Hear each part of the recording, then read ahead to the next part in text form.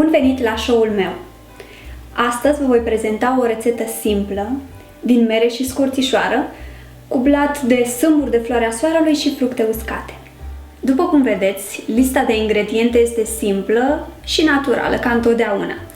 Vom avea nevoie de un vârf de cuțit de cuișoare mărunțite, undeva la jumătate de linguriță de scorțișoară, 50 de grame de stafide. Am ales stafidele aurii deoarece acestea sunt mai gustoase. Aici avem făină de sâmburi de floarea soarelui, nu vom folosi toată cantitatea, doar o parte din ea, veți vedea, 2 sau 3 linguri.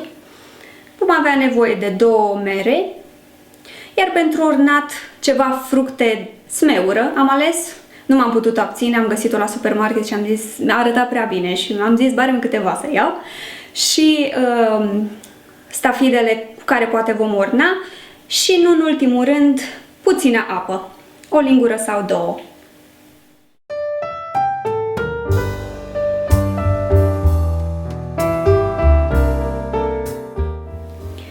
Vom începe să facem blatul.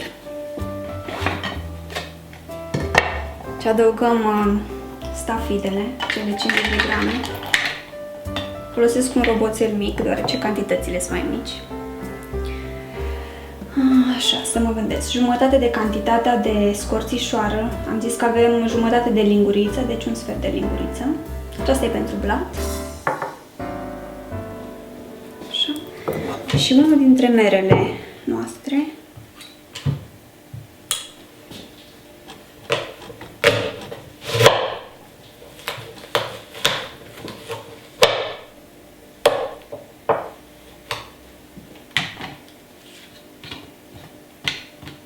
Sper să poată să le facă pe toate.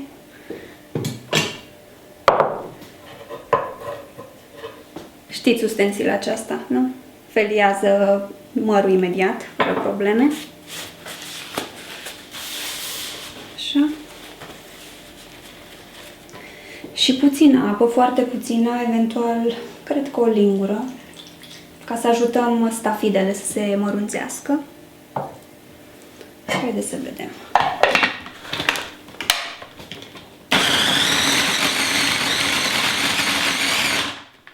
Așa, m-a stropit bine. Blenderul acesta, de fapt roboțelul acesta micuț a stat pe raft de mult timp și am uitat cum funcționează. Se pare că împrăștie apă foarte mult.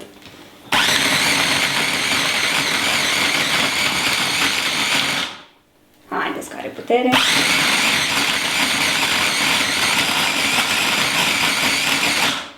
Aproape.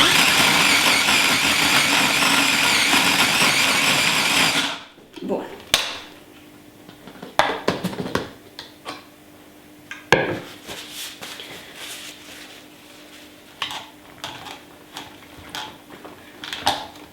Așa.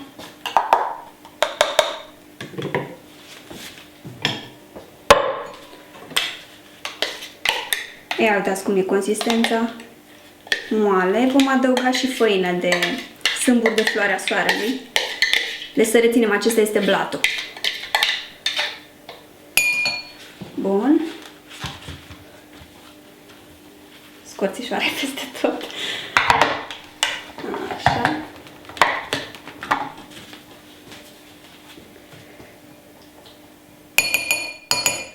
Și acum, haideți să adăugăm o lingură de făină de sâmburi de floarea soarelui. Și dacă va mai fi necesar, vom mai pune încă una sau 2, să vedem. Datorită mărului și apei este lichidă compoziția. Nu foarte. Încă o lingură.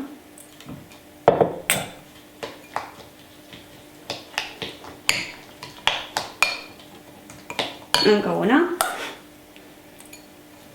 Diferă de la măr la măr. Dacă mărul e mai uscat, mai îmbătrânit, atunci nu are așa de mult lichid. Eu zic încă una. Deci 4 linguri de făină de sâmburi de floarea soarelui. Bun, acum e exact perfect.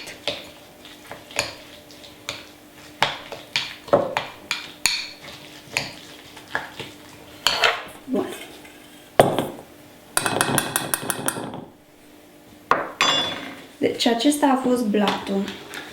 Hai să vedeți dacă mai știu cum să-l pun la loc. Trebuie să preparăm și, cum s-ar spune, crema de deasupra. Mărul celălalt îl vom mărunți în robot.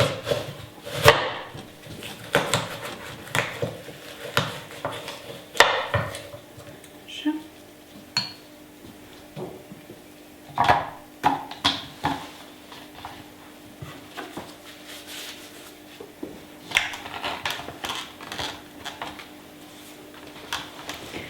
Și vom adăuga scorțișoara, restul de scorțișoară și vârful acela de cuțit de cuișoare. Bun. Și eu zic și o lingură de făină de sâmburi de floarea soarelui, ca să nu fie totuși prea lichid. Sper să-l determin să meargă de data asta. Așa.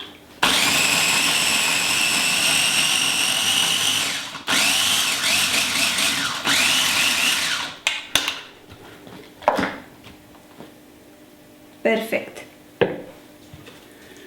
Așa.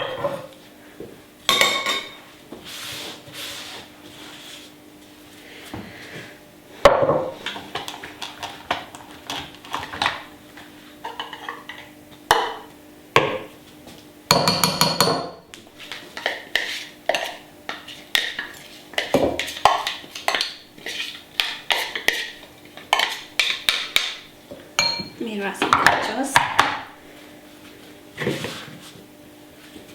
Bun.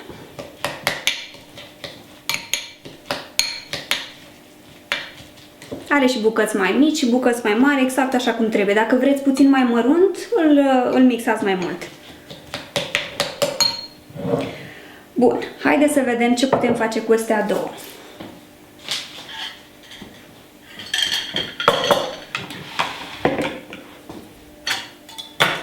Vom încerca să așezăm pe o farfurie prăjiturica noastră. Așa, blatul prima dată. Am ales o formă metalică, deoarece e mai simplu să lucrez cu formele și arată mult mai estetic. Așa.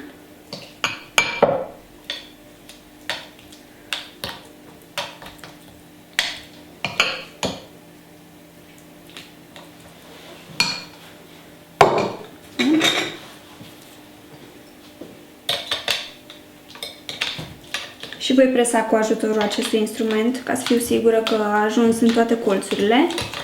Sper să fie centrată, aproximativ. Și acum adăugăm merele mărunțite cu scorțișoara.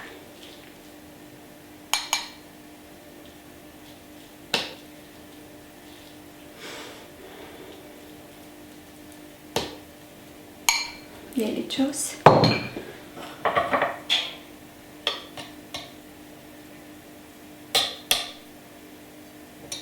Așa.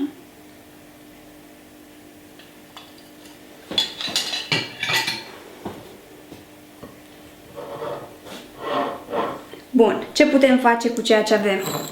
Am spus că avem smeură și stafide.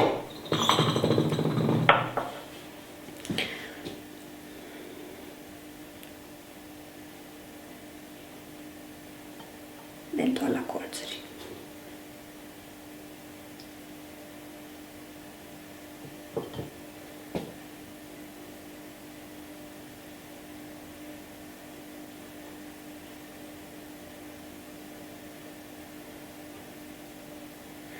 Perfect. Și stafidele sunt uriașe, stafidele astea.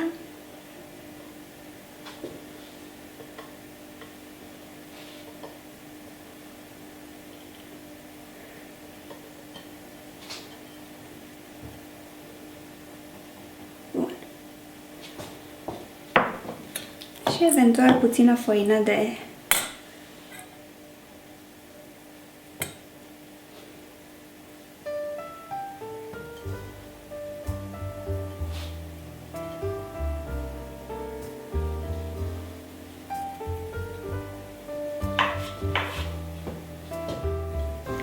Uitați ce frumos ți-a ieșit! Vă urez poftă bună și vă aștept și data viitoare!